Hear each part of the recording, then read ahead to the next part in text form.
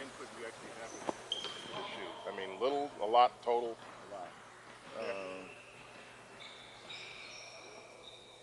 Pretty much from concept or idea concept to seeing the first prototype, wear testing it, all the way through the last look. There's probably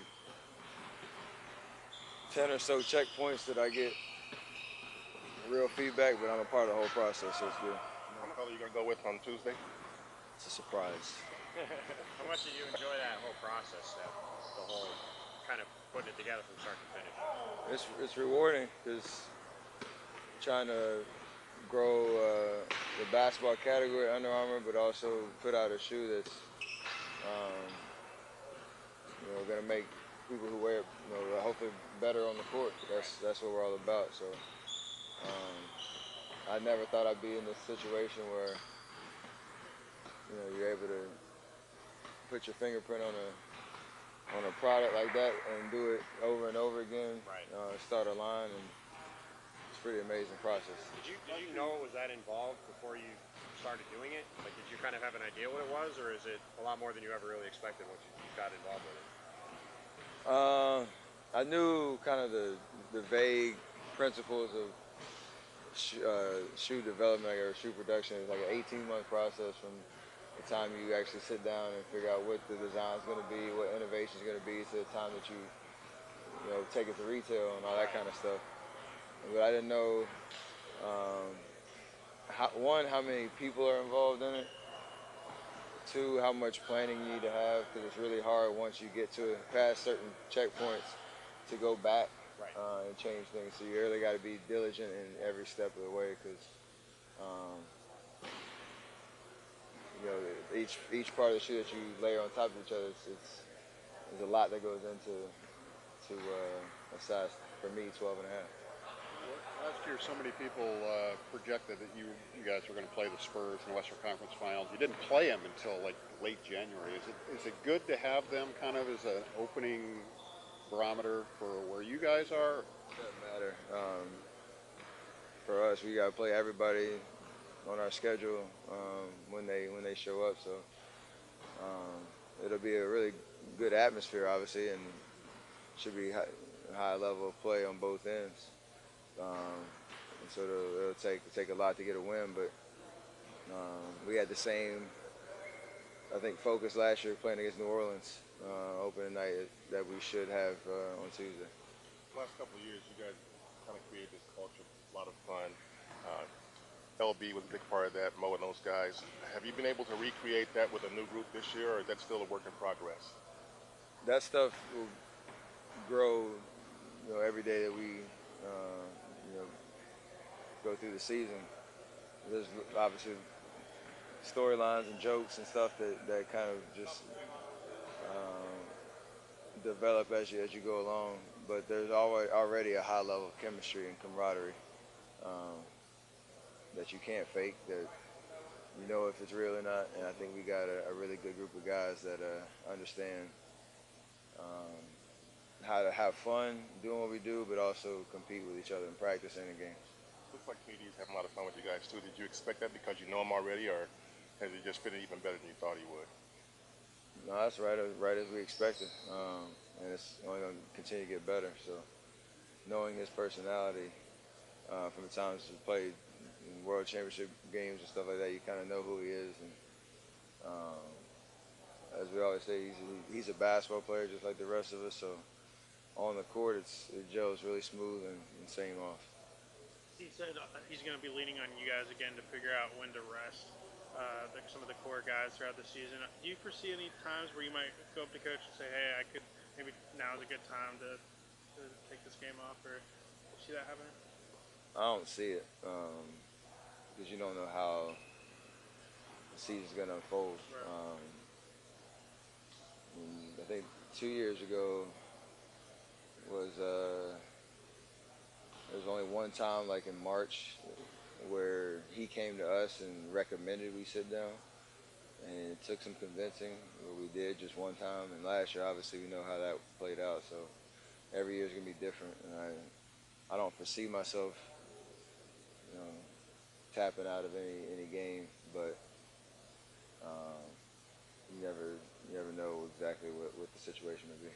With the collective toll, kind of that pursuit of 73 took on you guys last year. Are you more open to maybe resting a couple games throughout the year? I mean, if the situation makes sense, yeah.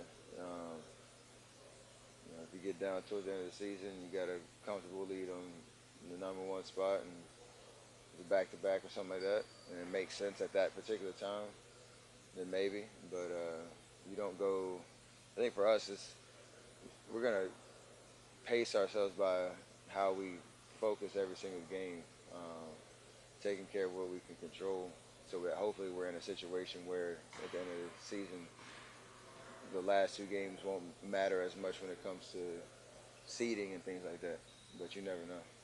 If Larry Bird was the last guy to win MVP 3 years in a row, I know your head's not in that space right now, but wondered how you see the discussion about MVP and the idea that's, I think, pretty widespread that Kevin coming to town, there's almost this canceling out of votes type idea that people feel like it's going to make it tough on you. How do you see that? If that's what happens at the end of the year, then that means we're in a good shape. So I don't think, like you said, I don't think like that as we go through the year. If we're in a position where we win a lot of games, and because we're winning a lot of games, it means I'm playing well, he's playing well, Clay's playing well, whoever. We'd like to have those kind of conversations as to what might happen with the awards and stuff like that, but we're playing to win. It's a very cheesy answer, but that's how I've gotten, how I've gotten to this point. It's not playing for those awards. It's you do it in the concept of winning, and that's a result as well. Did that cross your mind at all back in July? I mean, when you're sitting in the Hamptons, and listen, it's and you earned them, but back-to-back MVP is a nice way to go. And so you're sitting there looking at a guy that is going to come jump into that spotlight with you. Did that stuff cross your mind at all? Well, it's a conversation for sure, because me and him the last 3, and so I don't think there's ever been code, whatever, but you have the conversation, just understand the expectations that that's not what I'm playing for, that's not what he's playing for, but we're going to give everything we got every night and try to, lift each other up, make each other better, get all we can individually out of the season so that we get as many wins as we can and accomplish that goal. And then, like I told him, if he were to be the one that wins it or something down, I'd be cheering him on. I hope he do the same for me as teammates. And, you want to be in a position where, grand team accomplishments outshadow any of that stuff anyway.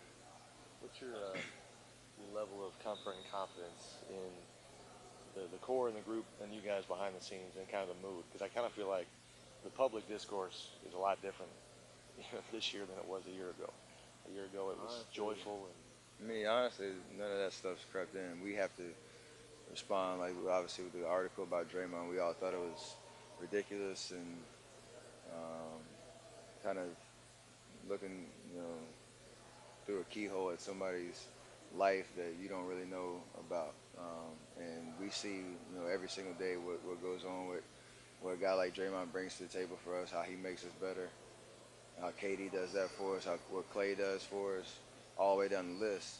And we appreciate everybody's role. We appreciate what our common goal is. And so when we get back in the locker room and practice and when we're by ourselves, the mood is pretty solid, and something that I'm pretty confident will allow us to have,